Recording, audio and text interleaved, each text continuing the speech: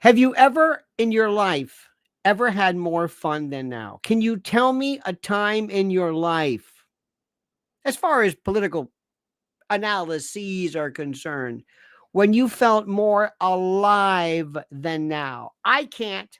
I can't even begin to tell you how, to use the words of serial killer Bernard Giles, you can see the atoms vibrate. I've never seen anything like this. Let me take you through this. Dear friend, hold my hand. Reach out. I'm reaching out for you. Join us. Sit down. Have some crumb cake. Listen to Uncle Lenny. Let me tell you what's going on here. Everybody's just throwing stuff at you. They have no idea what the hell they're talking about.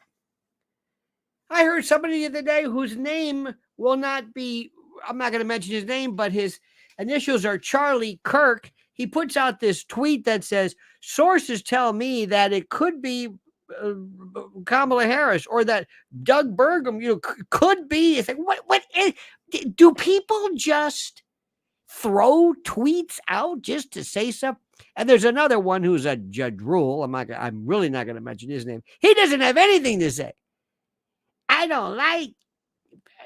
Somebody has a picture with standing next to Bill Gates, and Bill Gates is a vaccine person, so therefore Bergen. I mean, who writes this? Then there's this other story that Michael Flynn, they had some phony doctor at FEC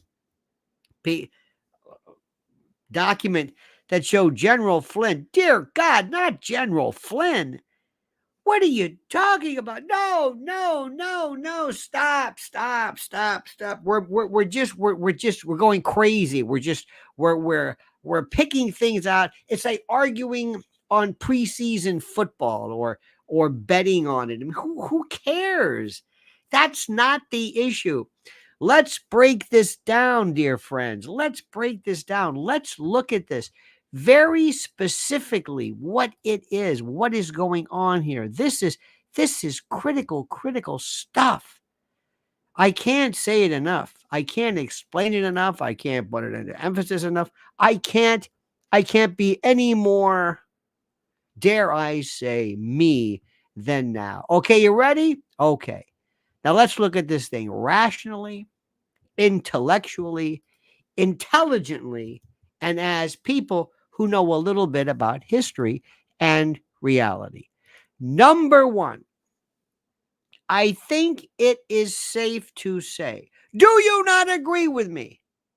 Do you not agree with me that it seems unlikely that Joe Biden can handle 125 more days until the election? Can we start off with that?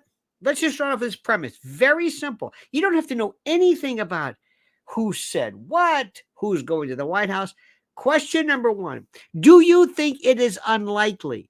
Do you think it is unlikely, yes or no, that Joe Biden can handle 125 days where each moment, each hour turns into another horror show? Do you think it is? Question. Anybody? Does anybody can say, yeah, he can do that? Well, he said he's not going to drop out. He said he's not going to drop out. When he says he's not going to drop out and he drops out, doesn't he care about that? No, it won't matter because he's dropped out. Does that make sense to you? Of course it does.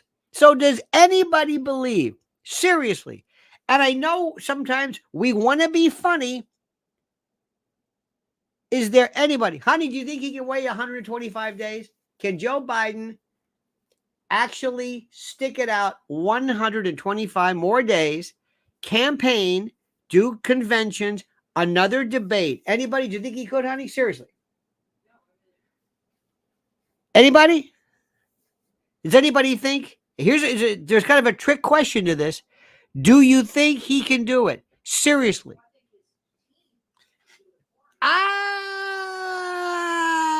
I don't know if you heard this.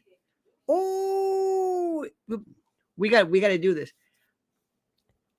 Can Biden do this? No. But his team can. What? What? His team can. You have been privy to one of the greatest examples ever of this notion that says, do you believe me or your lying eye? This reminds me of the Monty Python parrot sketch. Remember that one? As I have a parrot, it's dead. No, it's not. It's stunned. What? No, it's dead. It is no more. It is. No, it's not. That's what this is. He's unable to do this. Yes, he can. He's never been better. What? What? He's absolutely terrific. Karine Jean-Pierre said he doesn't have Alzheimer's, dementia. There's absolutely nothing wrong with him. He had a cold. Took some Dimetap, took some Robitussin, took an antihistamine. I don't know what it was. Maybe, who knows? But he's doing great now. Who? Joe Biden. Joe Biden's doing great. Then he came out the other night in a worse performance, comes out and reads for 4 minutes and then saunters out in this orange xanthodermic kind of a weird, I don't know what this is. He looked like his bilirubin was off the charts, like he was like jaundiced or something. Do you see what they're doing? They're just telling you, no, he's fine. You're saying, no, he's not fine. Yes, he is. No, he's not. Yes, he is. Karine Jean-Pierre does that. She does that. I don't know what that bird is that does this. She says, well, there's a lot of things too. I've known him right now, and I've seen him, and he might have done a better job, but he's better than him. So you're like this. You're thinking, oh, and I'm thinking, bravo. They are the best. They're looking at you and saying, he is fine. He is going to do it, and we're going to get that Trump, because Trump is... Wait. Before we get to Trump, we have never seen this ever. So question number one, you have three possibilities, dear friends. Three possibilities. Number one, Biden stays on throughout the race, 125 days. And then we have the election. Who knows what happens? Forget whether he can do 4 more years. Forget any of that. Can he handle 125 more days? Do you hear that? Do you hear that? That's the issue. Number two, if for some reason he can't, or he steps down, or he's told, or he has no choice, for whatever reason he gives, whatever reason you believe, whatever reason. Okay. The question then is, okay, who would it be next? Right? Got to have an election. You're not going to just not have an election. Who would it be next? That's the issue. Now, you can talk and this and that, but let me see if I can narrow this down. Number one, stop the planted trope that Michelle Obama will be the Democratic nominee. She will never be the Democratic nominee for anything ever. Under no circumstances ever. It's never going to happen. She does not want it. They don't want her. They just throw that out. She loves to see her name in lights. She loves to see her image, her visage for consideration. Oh, they love me. Right, Barack? Right, honey. They love you. Mm-hmm. They love you. Oh, it's been a love affair. She's never, ever, ever under any circumstance, in no fantasy, no hallucination, no halcyon moment, nothing. Halcyon as in the narcoleptic or the whatever, nothing, never. She's kind of like the Carrie Lake. Remember Carrie Lake? Whatever happened? What was that about? I don't know. Carrie Lake just loved to be talked about. Oh, they love Carrie Lake. I don't know what the hell that was about, but that's Michelle Obama. They just love, she just, okay, that's it. Number two, who are the others? Well, Gavin Newsom. Gavin Newsom, as we said today, is so filled with problems, but he looks good as long as he doesn't say anything.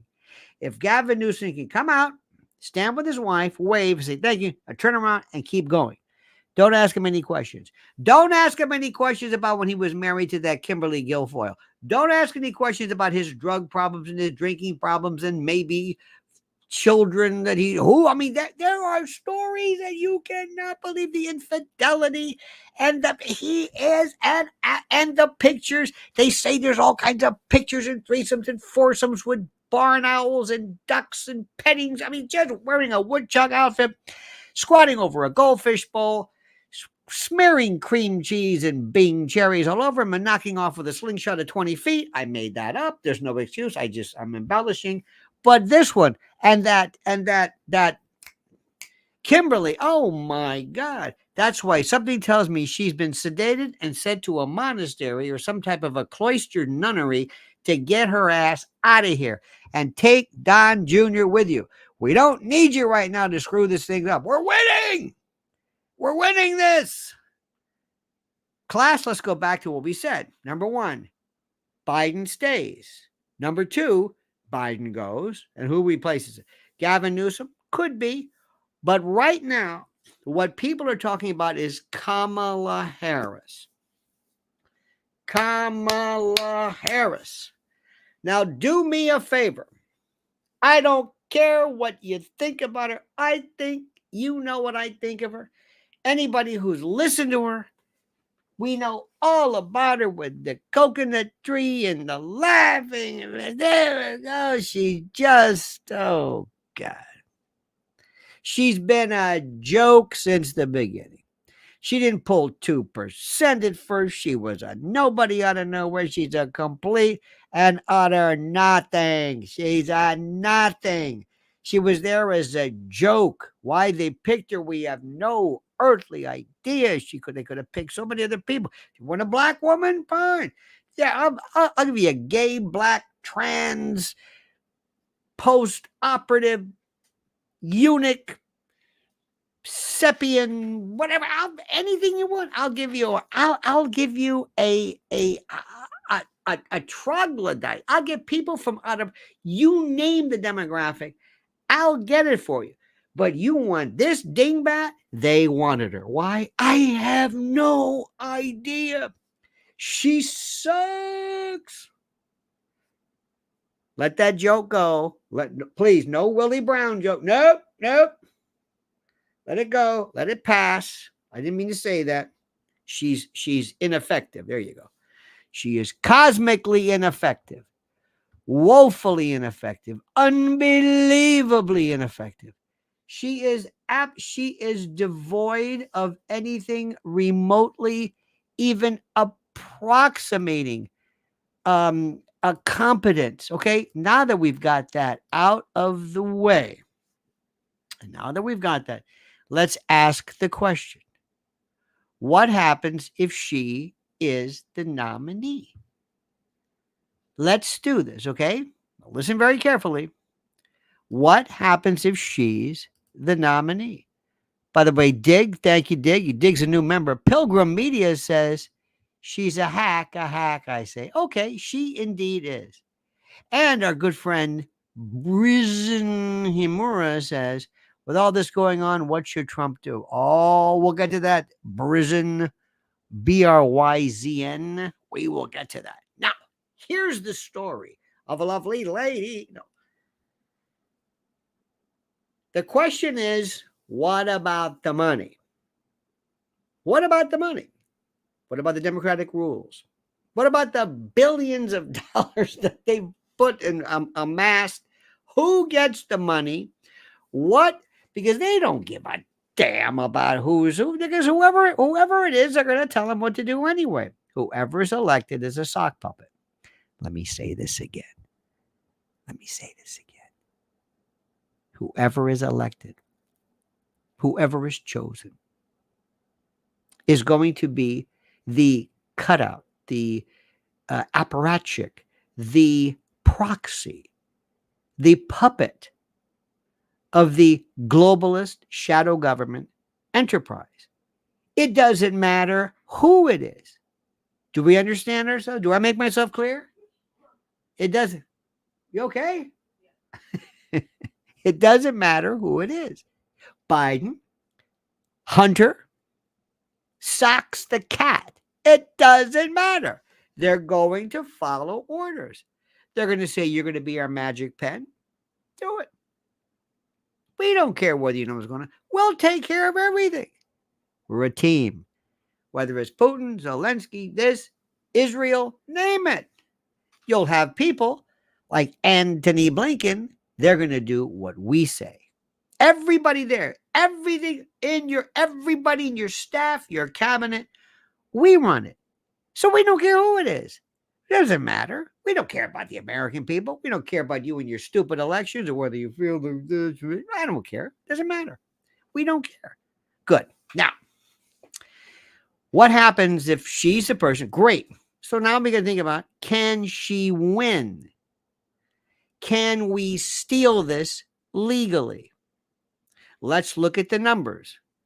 When she was, now these are all factors. Number one, are we going to steal this? Can we steal this again legally? Can we? It's going to be tough now. Why? Well, we have to sort of get away with it. And I don't think the people of this country are ready to have us try this again, especially when we're still in the middle of all this litigation involving the stealing of the election and January 6th and the election, and you're going to do it again? Because believe it or not, the country, we still have to fear them a little bit. We could just, ham-handed, brute force steal this again, but we just don't want to go through that. We do have to pretend a little bit. There are more of them than there are us.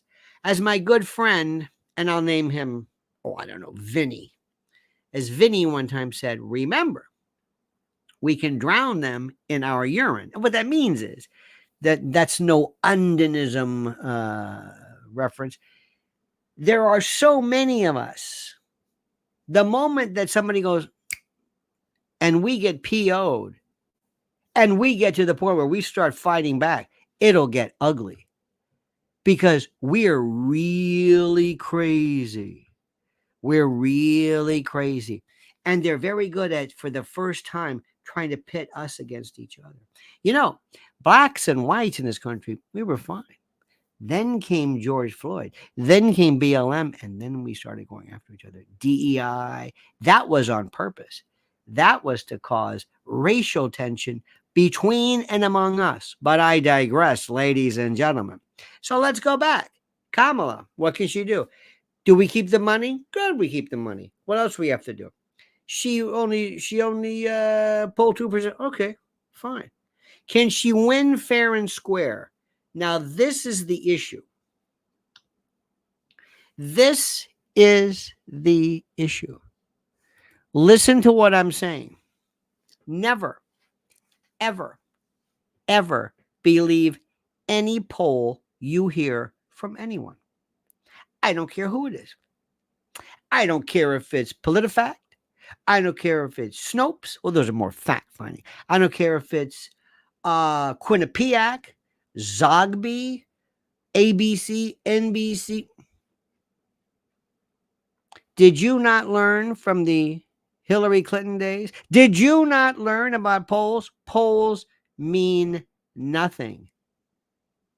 polls are ways to steal news. For example, we don't have enough money to put out ads, whatever. Okay, float a story of a poll that we've taken.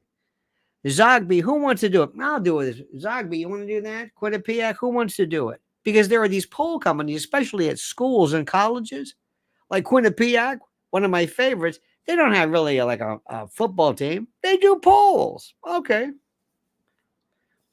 I need a poll that shows Kamala and Trump neck and neck. Okay, you got it. Boom. Next thing you know, I say, hey, there's a poll, ABC. And guess what? You're in the news. Why? With your poll. With your poll that you made up. Think that's possible? Let me show you how good this is. They figured out a way to go to federal courts, FISA courts, make up a story, go to some crazy British fiction writer, write up a story about Trump paying a couple of Russian harlots to relieve themselves on the percales of a bed in Moscow. Take the stupid story. Why you have to pay for it, I have no idea. Take it, then go to a court, get a FISA warrant. I mean, you imagine if they did this. They made this. It never happened. None of it happened. None. Russian interference, Russian collusion, prostitutes, nothing. Speaking of prostitutes, by the way, did you see the picture of Gloria Steinem? Gloria Steinem standing there with Stormy Daniels. They're trying to raise $600,000 for her to pay back her judgments and all of her Trump legal fees. Did you see Gloria Steinem? Oh my God. Oh my God. Bless her heart. Standing next to Stormy Dusty Saddles. That's all I got to say. Look at that later. So let's go back. Can she win? Now, let me ask you a question. Do you think right now, in a poll, taking everything that we have right now, Trump was going to beat Joe Biden? Go to the states, go to the swing states, go to the toss-ups, go to this, go to that. Look at this electoral college. Go to Nate Silver. Go to this. Go to all of these polls. Now, let's take this. Is it Biden? Okay, let's take these numbers and pull out Biden. And right now, 125 days until the election, put in Kamala. What's the result? Now, don't react. Don't react because you don't like her. You don't think she's smart, which you don't like her. I don't like her. And no, I don't think she's smart at all. All right? Forget that. Ask yourself the question. What do you think? There's nobody better. Do you think Kamala Harris, seriously, is better or worse than Mitt Romney? Sarah Palin? AOC? What, honey?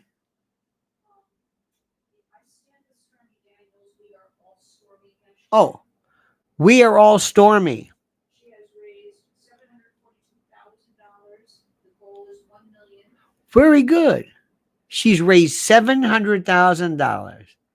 The Butaneda has run it. That's good. I am Stormy. Okay. So let me go back to what we said. Do you think that in an election, just take whatever the results were? Remember, Trump was going to beat Biden. Was he going to beat Biden because Biden was brain dead? Was he going to beat Biden because Biden was out of his tree? Probably not. Probably for a host of reasons. We got to kind of retool this a little bit. Now, let's just move Kamala into this. Do you think it exists, the possibility where a significant number of critical voters in critical states would say the following? You know what? I wasn't crazy about Joe Biden, but Kamala Harris, now that's a different story. I'm voting for Kamala. Not what you like, not what you think. Take the blue states. The blue states would vote for a blue anything, a Democratic anything, because they hate Trump so much. Got it. Remember, you only need 11 states to win the election. The key one. This is the issue. Now, this means forget what you think. I am thinking right now as a psephologist, PSEPHOLOGIST, psephologist, like psychologist, but psephologist. Somebody who has looked at the numbers. I do not believe that within 125 days of the election, which they swear can be done, I do not say a significant shift in the numbers. And I can see, if anything, some serious problems. Why do I say this? I'm glad you asked. Number one, Democrats are, as we say in West Tampa, empeñado. They are mad. Mad for reasons I will never understand. Mad for reasons I shan't understand.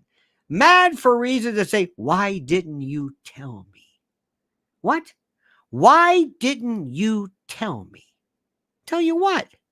That Joe Biden was this bad. You didn't know? I did not. I had no idea. Wait. You mean to tell me you didn't know this? I didn't. You didn't listen to him? I listened to him. And you thought he sounded fine? Yeah. I don't know what to do with that. There are some things that humans do. I'm still trying to figure out, excuse me, you covered yourself in tattoos? Yeah. And you think this looks good? Yes. I don't understand that. So I don't know. I don't know. I don't know why people do this. I don't understand it. Certain things people do, I just don't get it. I don't understand it. But either way, there are people who say, how dare you? How dare you lie? And Kamala, you lied too. But I was just trying to do the right thing. I had to say this. How dare you? You should have told us he was that bad. I'm serious about this. Now, next issue. Listen to me like you've never listened before. You got me? That's not a good one. Pardon me. There we go. There we go. I'm getting there. That's it. How you doing, Joe? Terrific. Okay. How's Wilmington? Lovely. Number one, the debate. The debate. Trump will have a debate with Kamala Harris. Let me say that again. I don't think you heard me the first time. I don't think you heard what I said. I don't think you get. I don't think you're listening to me. Trump in a debate with Kamala Harris, who says, and you can quote her, a community bank. You know that routine. Now, this time, Trump can go crazy. Trump was a genius because what he did was he's in this room where there's no audience. See, the audience, the Democrats are so smart. They said, hey, what we'll do is this. We'll get rid of the audience. Why? Well, we'll get rid of the audience because I don't know why. The audience could have saved Joe. What if Joe said something like, oh, yeah, well, you want to pay the porn star. Yeah. And Joe might have said, oh. And you might have thought, well, maybe that was a good one. Huh?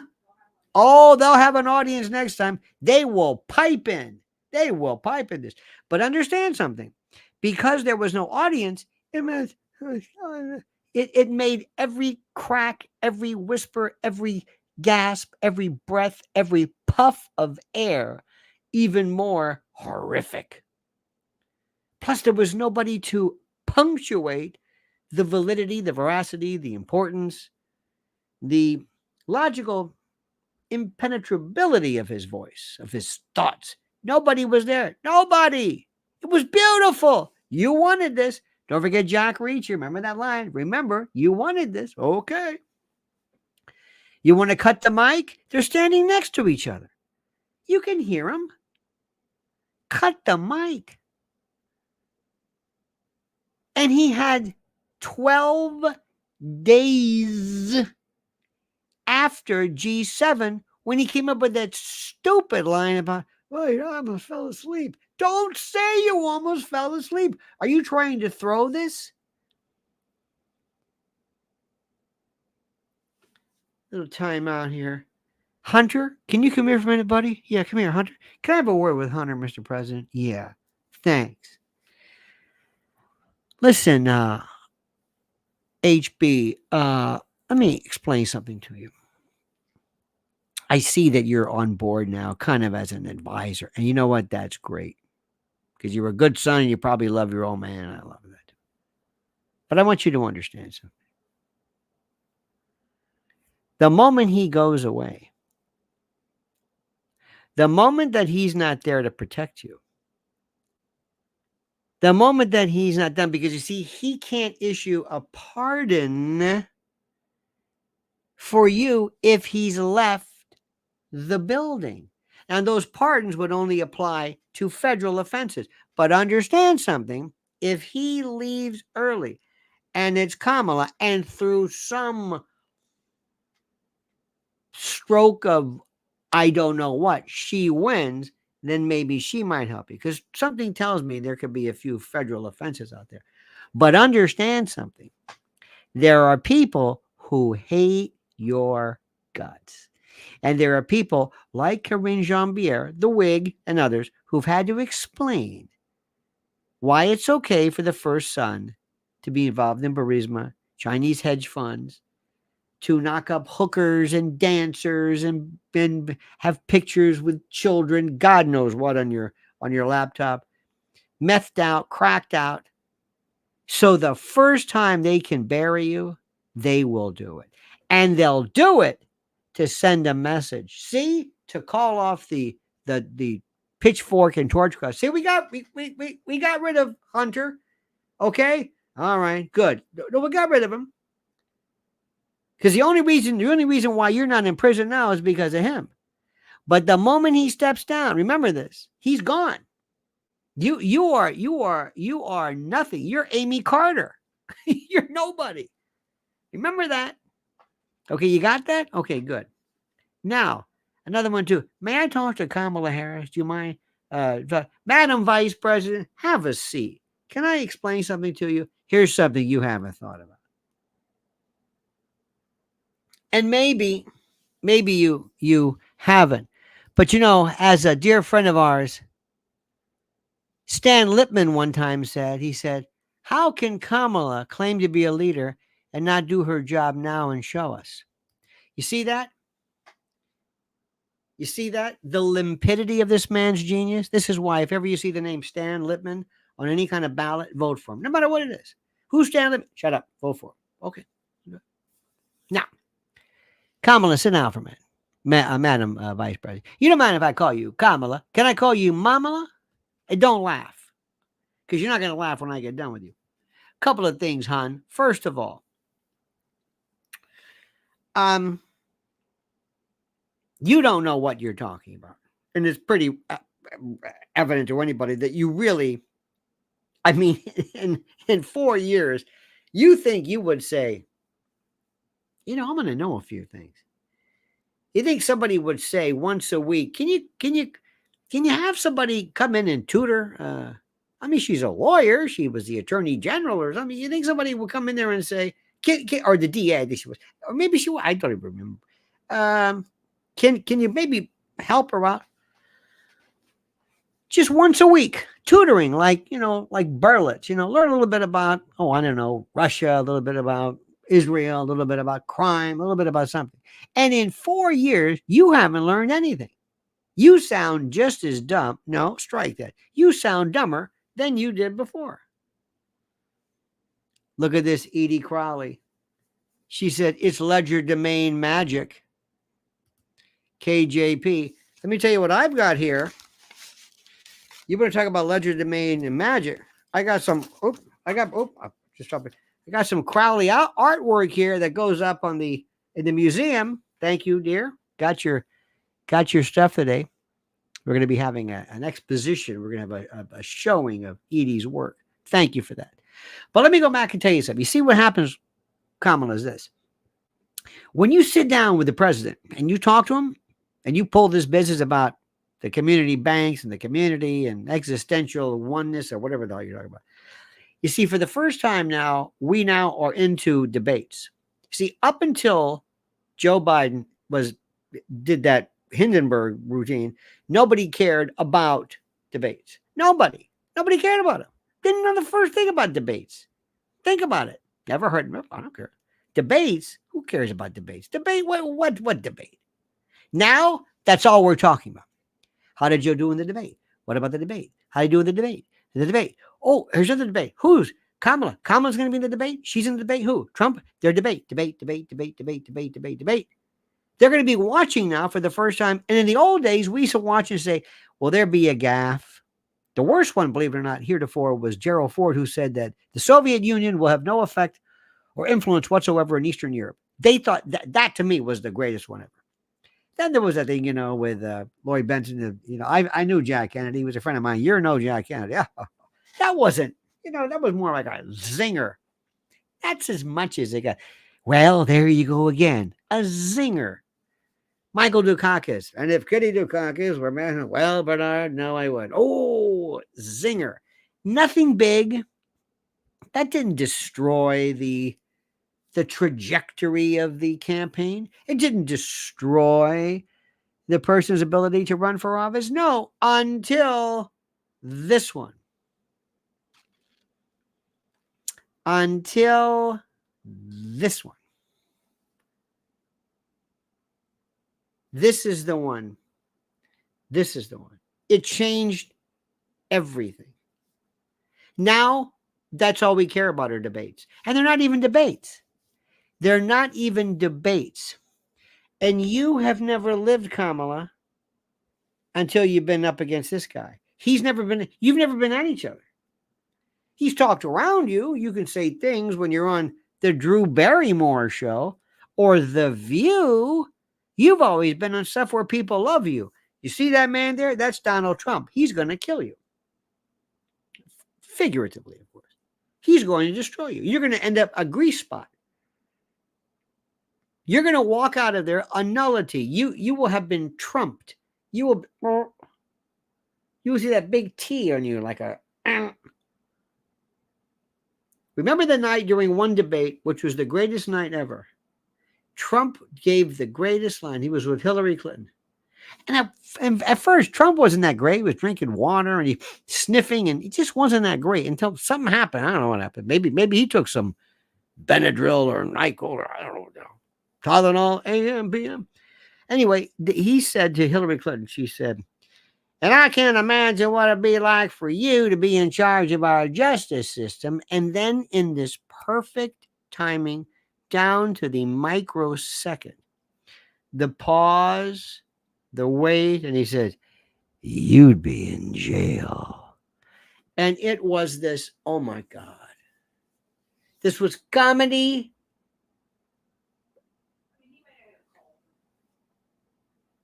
This was comedy gold. It was that moment. And this is against Hillary Clinton. He wiped the floor with her. And now we've got Kamala Harris, who has gotten worse, who's turned into this gibberish, this word salad, this logolalia, it's called, or logoria. Ladies and gentlemen, he goes by the name the Silver Sergeant. Kamala will have to defend Biden's indefensible policies. That's true to an extent, but she can also say, I didn't do that. He did that. I may agree with it. I may not agree with it, but I didn't do that. He did that. Okay? You got that? But that's a good point. That's an excellent point, Silver Sergeant. Absolutely. And I said, you know what? You got a point there. You got a birthday? Just me, says Lionel. You had me laughing so hard this morning talking about your stutter years ago. I was in tears. Well, thank you for that. It's great to know that my moment of personal humiliation and torment brought a smile to your face. I'm kidding, of course. Listen, if we can't laugh, then we don't. It's as simple as that. Now, here's the issue too, which is the most important. So, Kamala, what are you going to do? Now, I would say, Mr. President, yeah, may I talk to you for a second? Yeah, good. I want you to understand that while you held back, sir, regarding President Biden, you are not going to do so regarding Kamala Harris. Your goal is to destroy her. Your goal is to destroy her. Do you hear me, sir? Do you hear me? You can go nuts. You can lose your mind on this one. And here's what we're going to do. Number one, we have talked to psychiatrists.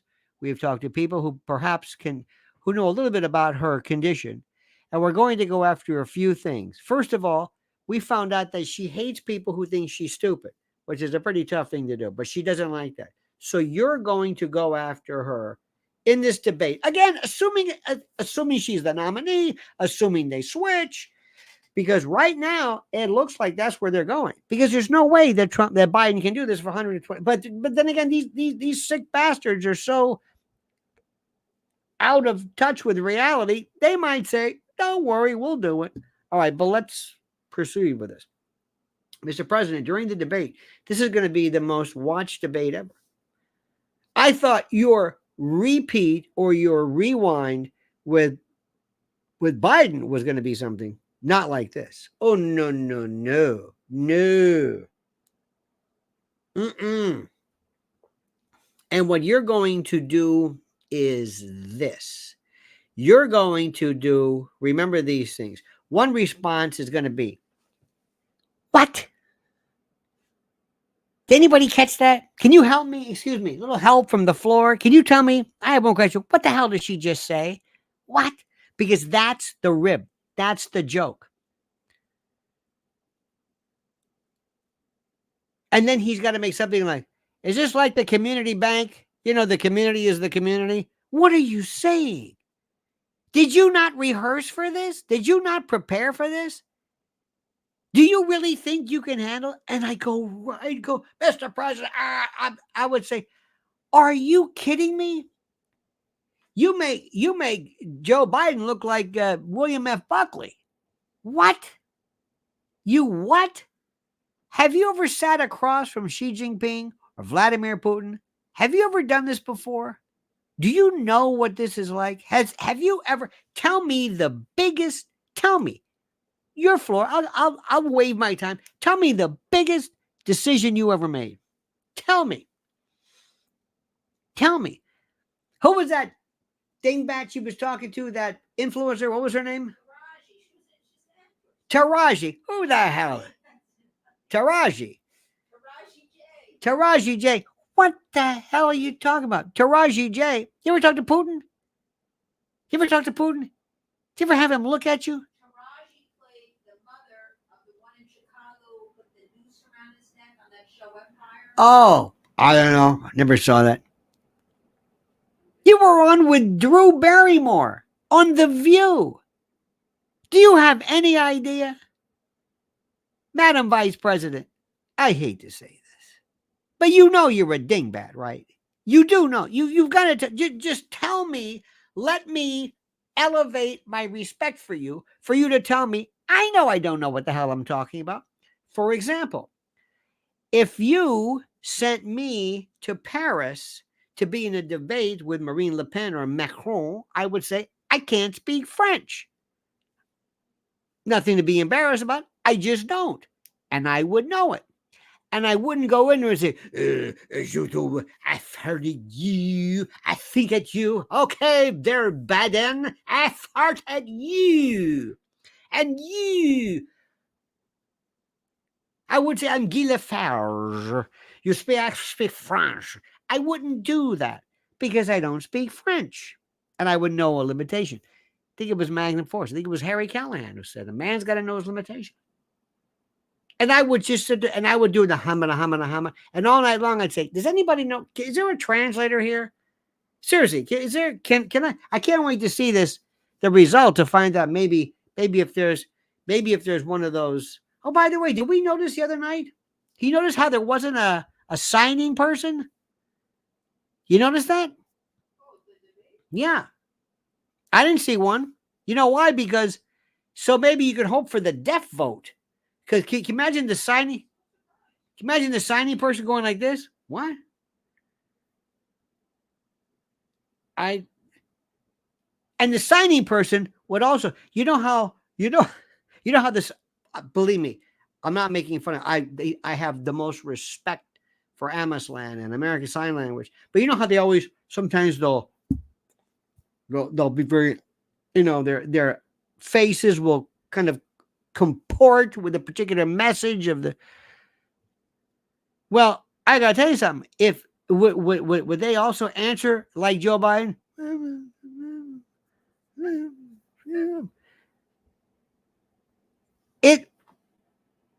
The Democrats would say, oh my God. And the message would be, well, she did much better. Now remember, the reason why this debate is important is because the country is going to be attuned to debates. The country is going to understand what debates are. The country is going to grasp this. Now, what should Trump do? You ready? Who wants to hear it? Good. First thing, Donnie Jr., Kimberly Guilfoyle, here you go. Get out. I don't want to see you until November the 6th. Okay? I don't want to see you, hear you, no tweets, no runs, no errors.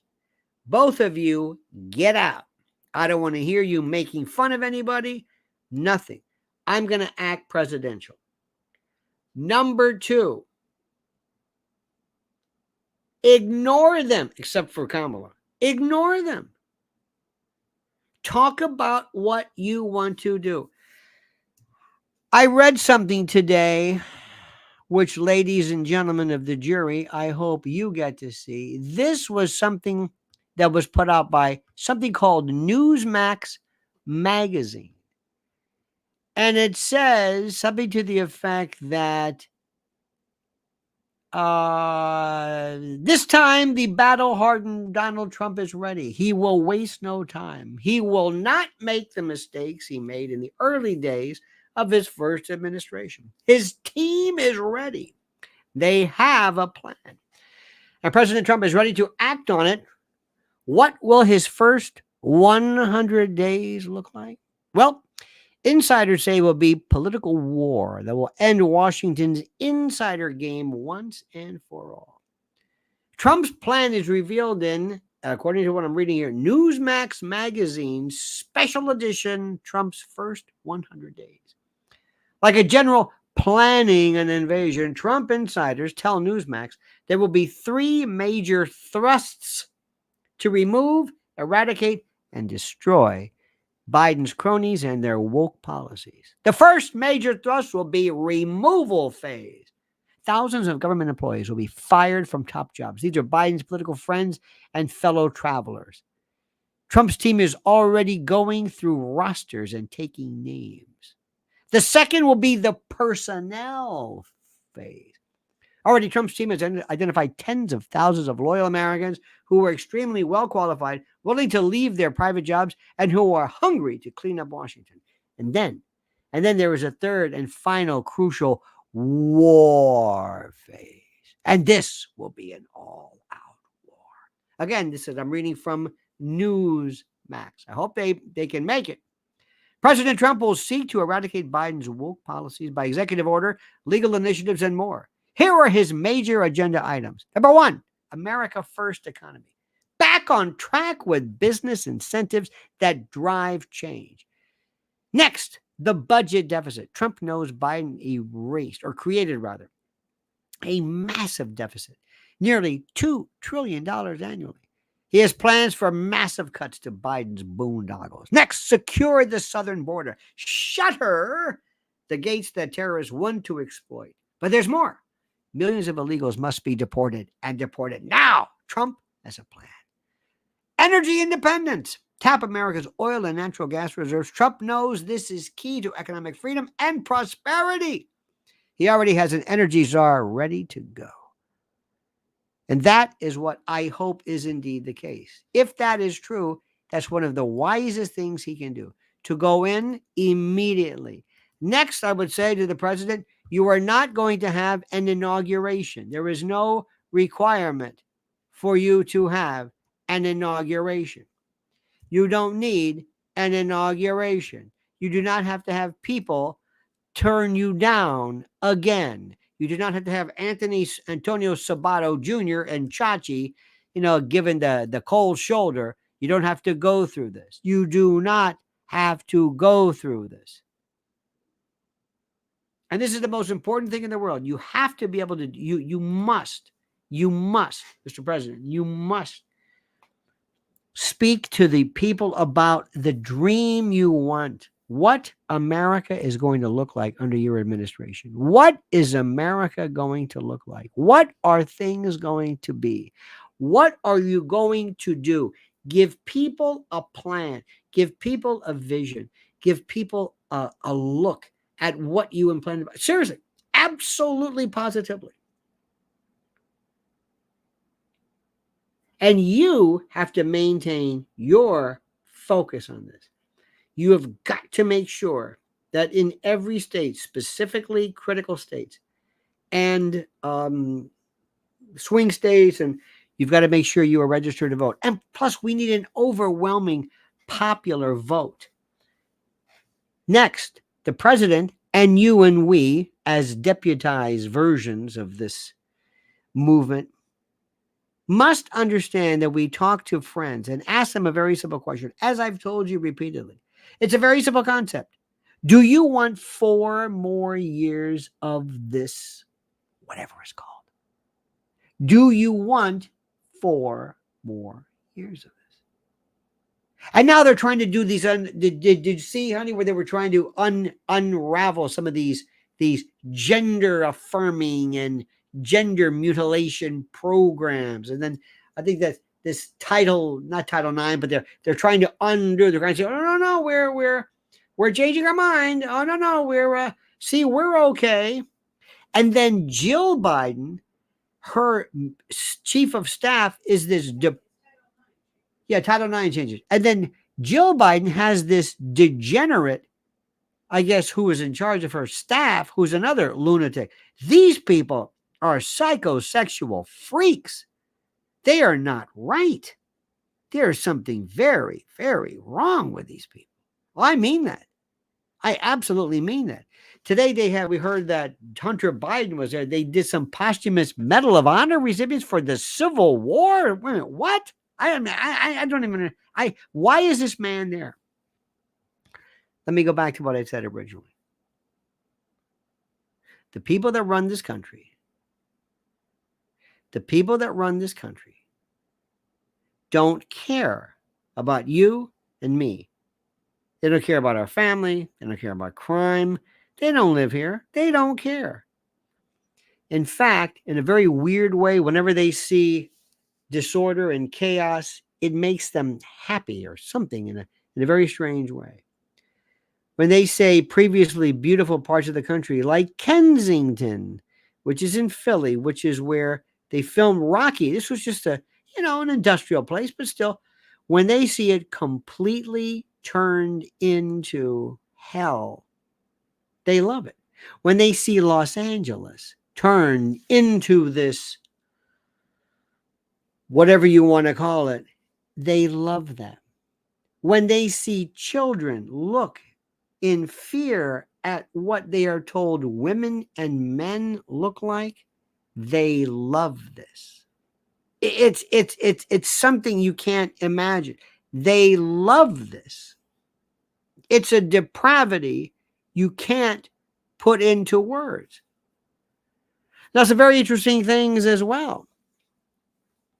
Did you hear where all of a sudden Tucker Carlson is going to be talking to Zelensky? Oh my God. This is going to be one of the greatest things. And Tucker, do your homework this time. Go for the kill. Get a hold of Scott Ritter, John Mearsheimer, everybody, but Ritter in particular, Douglas, Colonel McGregor, but Scott Ritter in particular, and understand kind of where this is going. Really understand this. Bring up the Bugatti. Bring up how his wife is in Cartier. Ask him where he has villas and this. This is incredible. And by the way, Lex Friedman, you interviewed Ivanka Trump. What is the? I am shocked.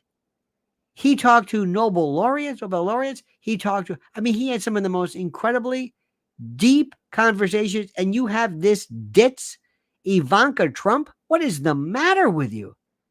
I am. I don't know how much Jared paid you or whatever, but I am shocked. I am disheartened by this. That's that.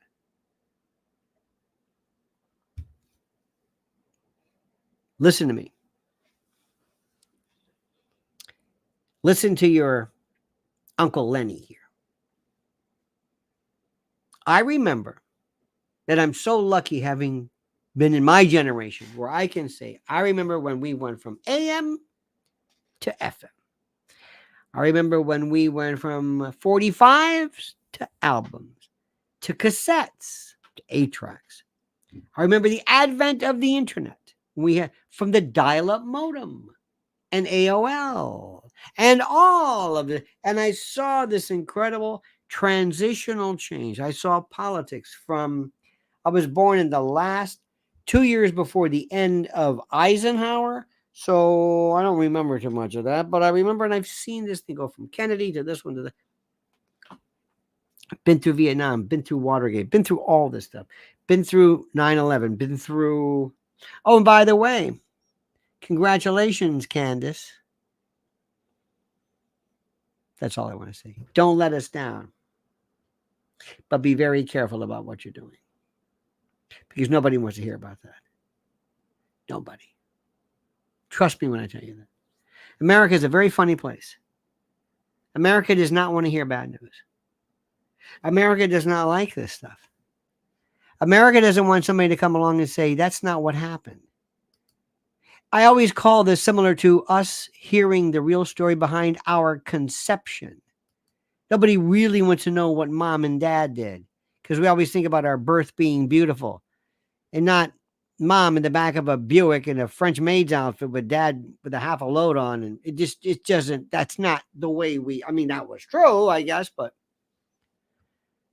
what you are seeing right now is something so important. You are seeing a transformation, a transmogrification of news and news platforms, the likes of which I could have never even imagined.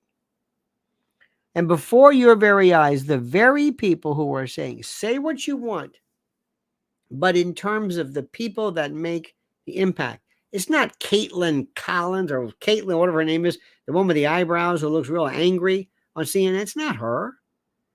It's not Tater. It's not Meager and Joe. It's none of that. It's not Jake Tapper. Nobody watches this. On any given night, in terms of sheer number, that's not part of the momentum. Nobody tunes in to see this. We look at this as an example. I look at it as an example of what the idiots are saying. And I think you do as well. We're in the middle of something right now that is so fantastic, so great. And that is this information, this maelstrom, this revolution. I don't know what you want to call it. It's something I never even thought possible. And it is so exciting. So exciting. And you ain't seen nothing yet. And more importantly, I think I speak for all of us when I say to you, I am so glad that we are seeing this thing change. Because the bottom line is simply this. Who's going to win? Let's go back and do the math. Right now, Trump's going to win if he's against Biden. If it's Kamala Harris, there is no way that people are going to say, I will not vote for Joe Biden, but I will vote for Kamala Harris. The numbers don't work in the right toss-up state. The numbers are not significant. The next reason is that after the first debate, let me say this again. I hope you understand it. We are now debate savvy. We didn't care about debates. Debates meant nothing to us. Nothing. Didn't matter. We didn't care about them. Our good friend Charlie Calais says, I'm in this American Legion. Can you send a link? Can you send a link for the Medal of Honor for Civil War veterans? Okay. I will do that, sir. Thank you. Johnny Maz says, where's the person who fixed someone's computer? Where's the... Oh, I don't know what that means. You mean is this Hunter's case? I don't know this. Have you read Drudge Report headline? That's interesting. I will do that now. And Bull Trader says, well, thank you, Bull. Let me see. Trump. What am I saying? Not Trump. Drudge. Pardon me. I'm losing my mind here. Drudge. Yeah, it says Sean Combs, subject of federal investigation. It's her party now. I see that. Who will be Kamala's running mate? Poll Trump 47, 45. Okay. I don't know who that is. That's fantastic. Here we go. This is for you, Charlie. Biden bestows Medal of Honor on Union soldiers who helped hijack a train in Confederate territory. This is this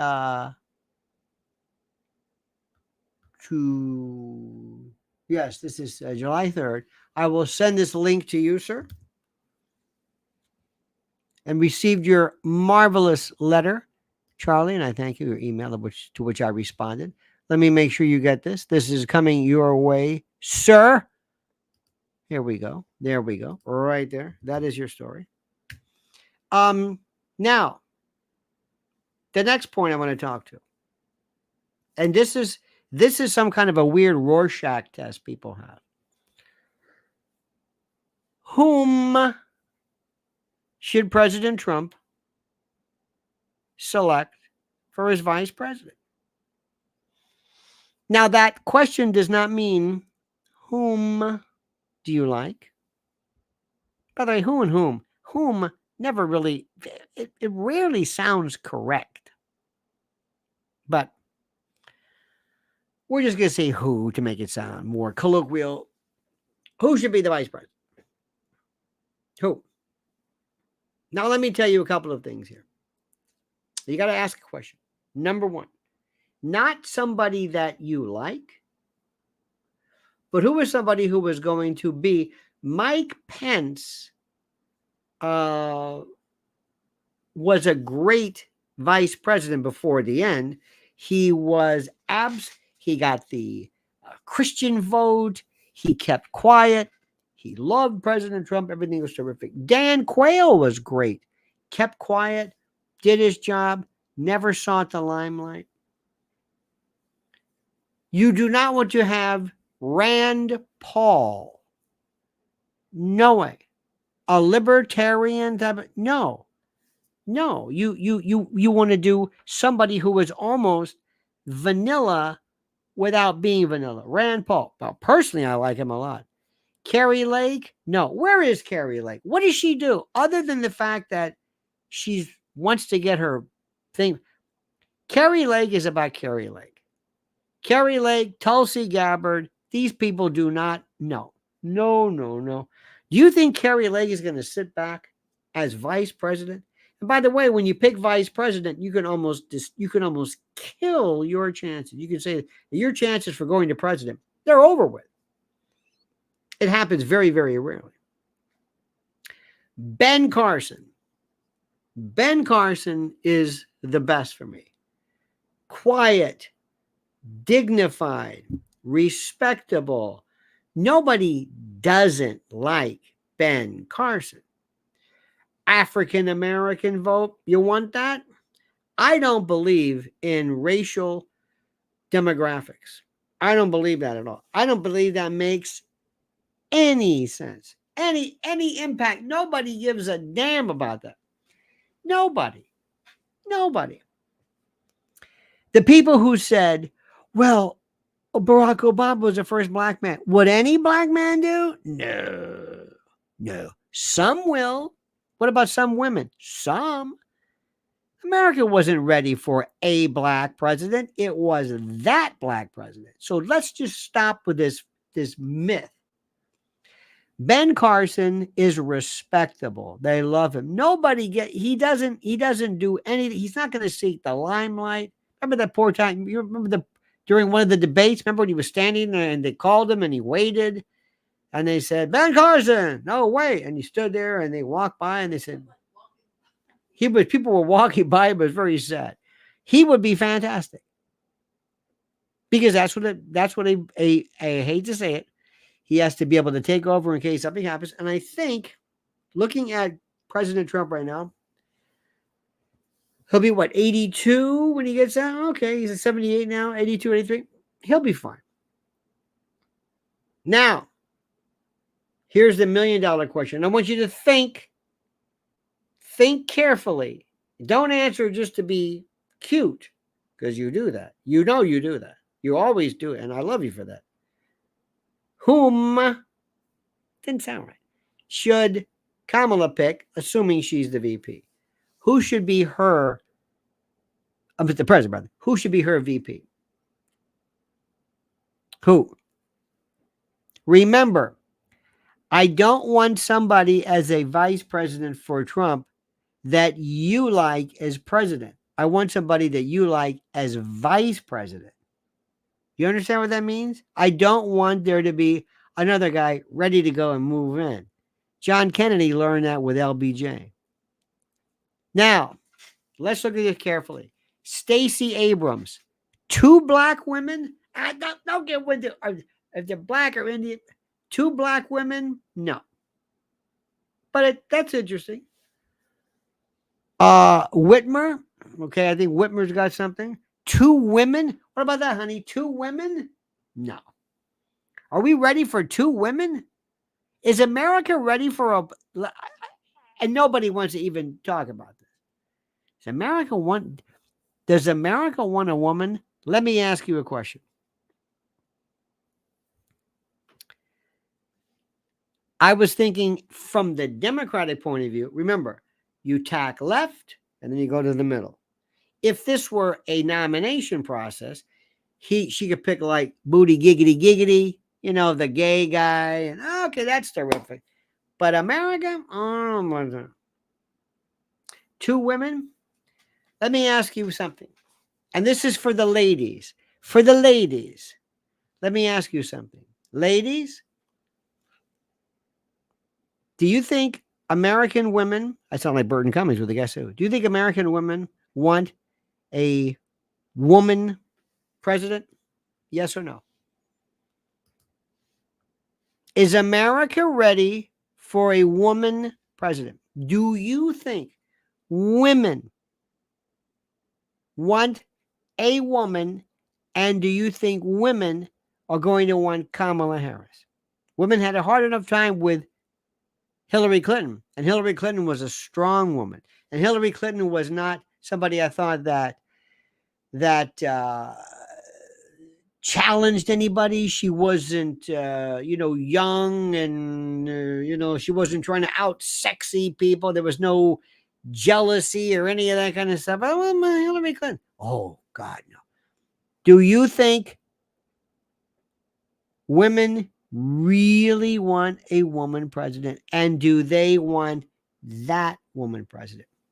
Do you think black women respond to her?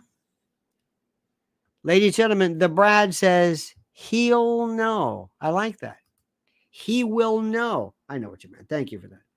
Do you think black women, black voters will identify with her and her white husband? I'm sorry.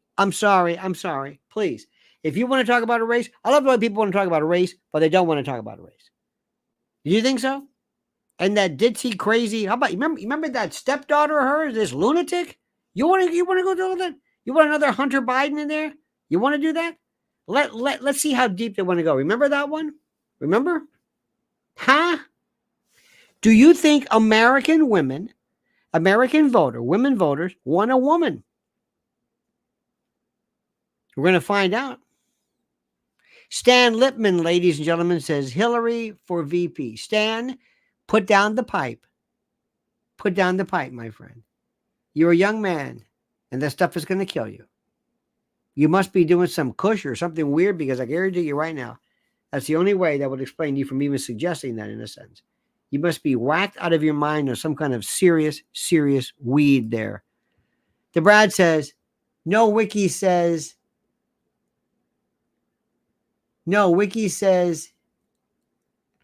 the first Asian VP, he's the first Asian. I don't know what this means.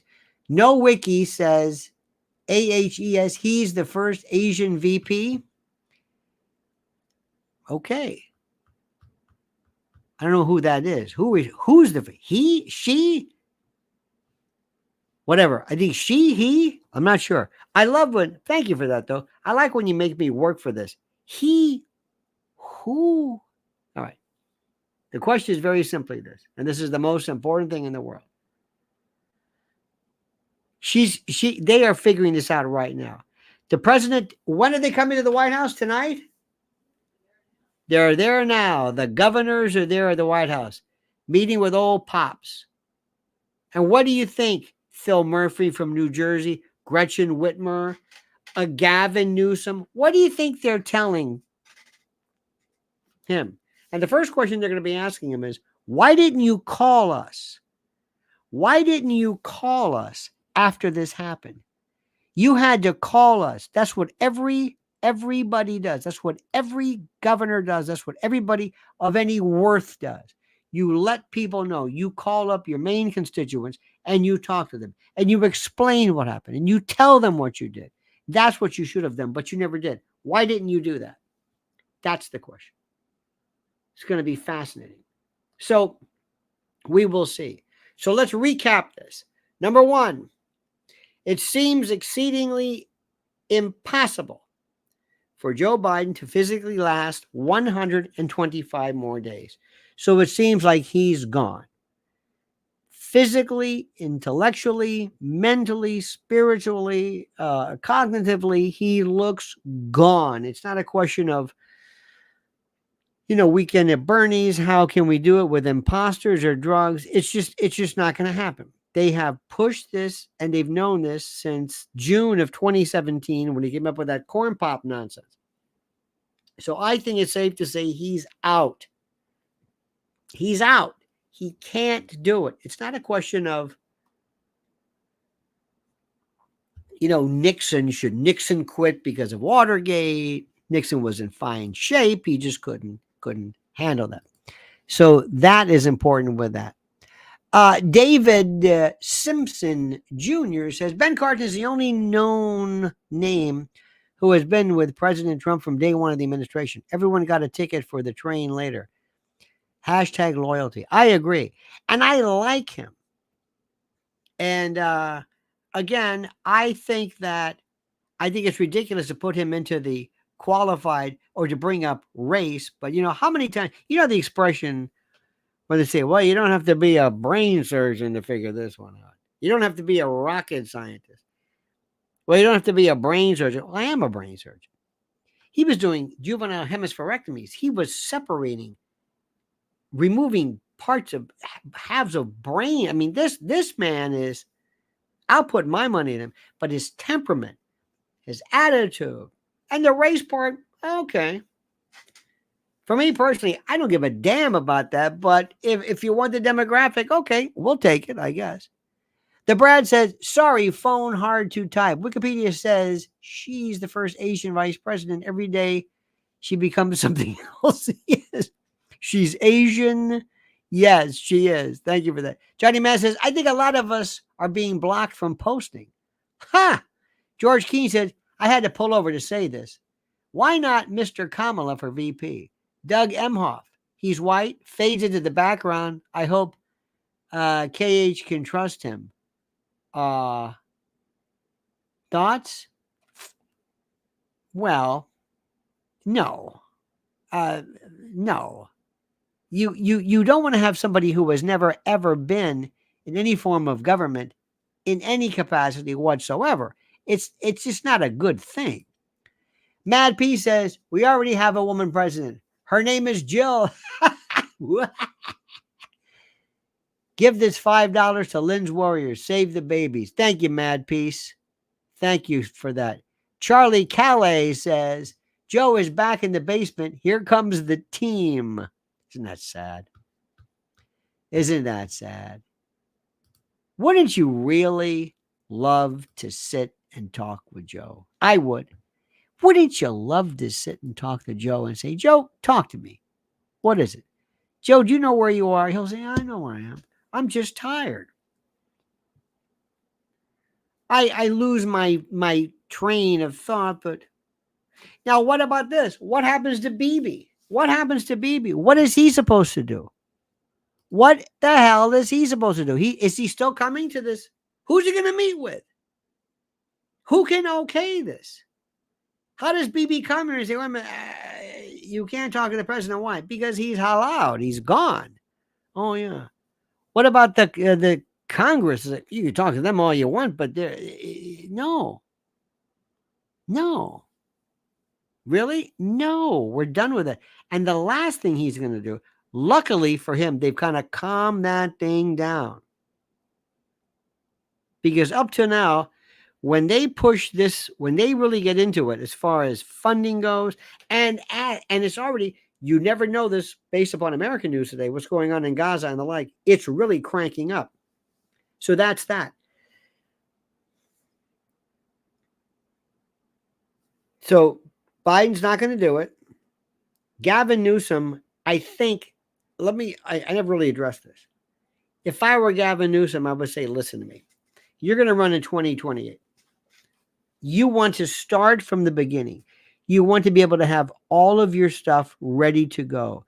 Nobody wants you as this last minute whatever. So for your own benefit, for your own political future, this is the last thing in the world you want. You don't want this. You don't want this. You don't want to be the last minute replacement for this. May sound like a good idea.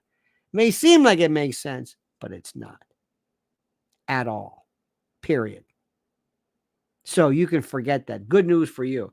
Because when you find out what kind of a degenerate this guy is, oh, nobody. See, that works for California. But he looks great, and his wife, as long as they don't say anything once he starts talking. You're also going to see something right now which is important. There's a lot of folks out there in the Democratic Party who really are resentful of this, who are good people. And they were from the days of, anti-war, civil rights, progressive issues. They were good people. There was a time when being a Democrat was good. Republicans were, Remember the Democratic Party, there were some very serious folks. And it was weird the old days because you had Democrats who were like George Wallace and Curtis LeMay for the Green Party. I mean, it wasn't lunacy. They weren't pusillanimous little feckless twits, even in the days of FDR. It was not, it was about big government. The social lunacy came in later. That's when the shadow government came in and destroyed everything. So let's think about that one. So it's going to be great, my friends. This is going to be fantastic. So bottom line is, Joe's out. This is not even a prediction. I don't care what he says. I don't care what they tell you about. He's out. He can't do this. He can't do this. For them to sidestep Kamala is almost, they've got to worry about the money. Remember, the money stays in. They can use all that money if Kamala is there. If all of a sudden they switch into Now, again, I'm not familiar with Democratic rules. Do you donate to Biden Harris or do you donate to the party? I don't know. But they might say, you know what the hell? We'll give it a shot. We'll see what happens. We'll see what happens. I'm going to tell you that you and I, in a little toy shop, buy a bag of balloons with the money we've got. Set them free. I'm sorry, doing Nina here, 99 Loof balloons. We are going to have so much fun watching this. I want your commitment. I want you to pledge to join and be a part of this nation, to stick with me. We're going to have so much fun. The first debate, if we have it, it seems like we will, with Kamala Harris and Donald Trump, is going to be, I think I will lose my mind. I think it will be a paroxysm of laughter, meeting almost an ischemic kind of reaction. I think I'll probably go through oxygen deprivation by virtue of the diaphragmatic cachinnations and the guffaws and the this chortling, this laughing. Again, this paroxysmal, almost concussive. I'm to see this. And if there is a God, God will allow us to hear her talk about the community and the community bank. George Keene says, for Trump vice president, do we want a placeholder or the next MAGA mantle holder? I like Ben Carson. However, isn't VP now the training wheels for president? J.D. Vance? I don't think J.D. Vance is, no, not in this case. No. Historically, vice president is the kiss of death for you politically. So you almost want to look at, again, Trump's a very, very robust 78. I think he'll make it through the term. It's not as critical. Biden is a different story. Mr. Keene says, will you do a simulcast of the UK elections tomorrow? No, I don't think so. But I think we'll be talking about our election. But I thank you for that. I appreciate that. Pilgrim Media says, be careful with the fireworks, folks. Well, let me tell you something about this. Yes, you're right about that.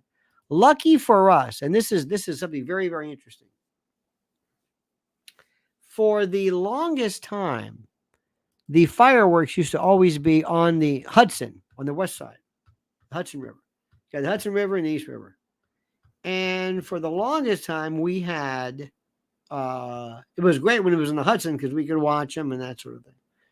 And we can kind of just, look out the window and, there they are. One year was the most incredible thing I've ever seen in my life. It was, it was like a bomb, like a war. They were so close. And then they went away to the east side for the longest time with de Blasio and the other people. Well, good news. Tomorrow night it's back here.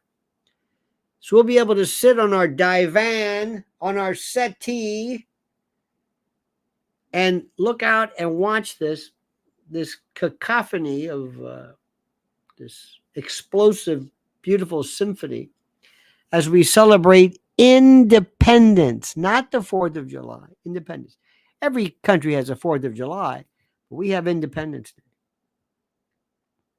And it was something that's so wonderful. And if you get the chance to go to Philly, you must see just at Independence Hall. It's the most,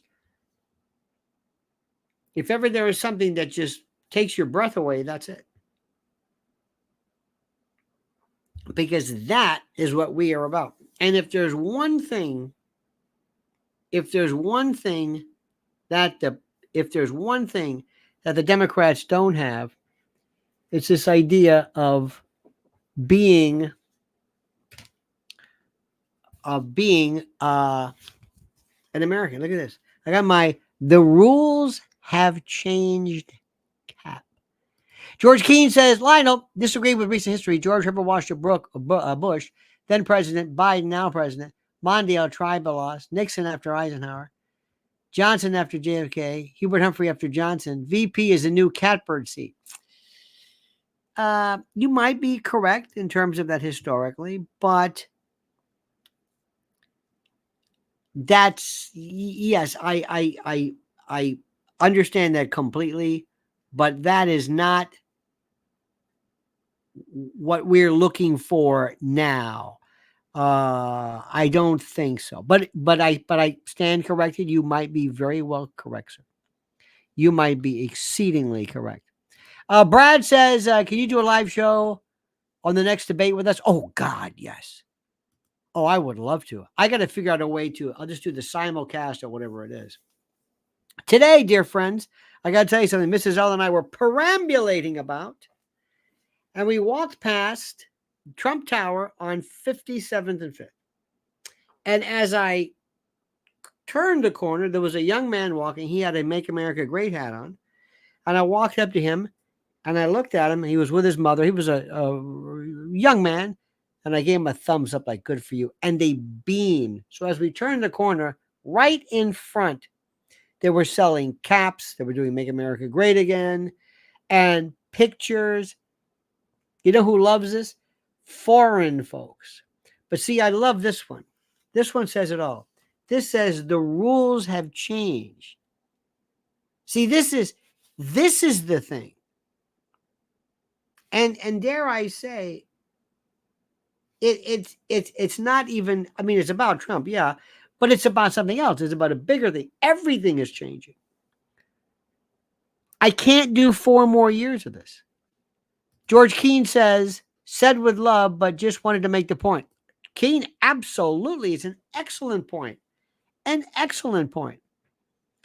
But historically, though, people have said it's not the best place to be.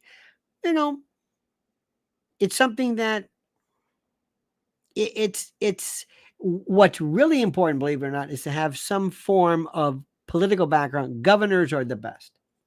And that's why when Trump, by the way, came along, he had no political experience whatsoever. That's where he's the anomaly. So in any event, oh, no. You fine folks have, I love to be challenged. I love your insight and your genius. Please, we are family. Now, let me remind you, you must absolutely follow the words. Look at this. Oh, but will we need MAGA after DJT? We always will. We will always need MAGA. Absolutely. To make America great again, no matter how much great it is, it can always be greater. This is Mrs. L's YouTube channel at Lynn's Warriors. I cannot put into context. I cannot explain, explicate, describe, limn, or expatiate the degree of criticality that is associated with and attendant to and regarding children's issues, child predation, human trafficking, and the like, digital safety. Follow Lynn's Warriors. She is indefatigable. This inexorable move to make the world safer. She is constantly working, constantly. She works with victims. She works with survivors. She works with legislators. George Keane says, agree with governors as pre-pres. Indeed, sir. So please, including you, George, follow Mrs. L at Lynn's Warriors.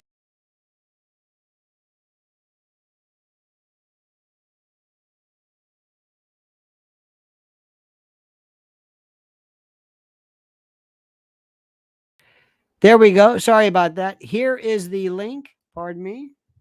This is the link right there. This is the most sensitive mouse. You just look at it. All right, dear friends. I've been with you for an hour and a half today. Needless to say, without any exaggeration, it is a pleasure. It is an honor. These are the days. As a great Natalie Merchant would intone, I thank you for this. Have a great and a glorious night. We will see you tomorrow on the 4th of July. Thank you so much for everything you've done. And let me also remind you to Dig and Pilgrim Media and Brizen Himura, the lovely Stan Lipman, Edie Crowley, our great friend, the Silver Sergeant, Just Me, Charlie Calais, Johnny Maz, Howie Brown, you've got a lovely daughter, Bull Trader, the Brad, Simpson, David Simpson Jr., thank you, sir. George Keane, I think I said this, Mad Peace, yes, and yes, I think that's it. Oh, depends. You get that. I'm going through. I don't want to repeat names. Very good. Yes, yes, yes. That's it. That's it. All right, dear friends. Have a great and glorious night. Thank you so much. And until tomorrow, at 8 a.m. sharp, as we always leave with this valedictory, this sayonara, this denouement, this adios. Remember, the monkey's dead. The show's over. Sue ya. Da, da.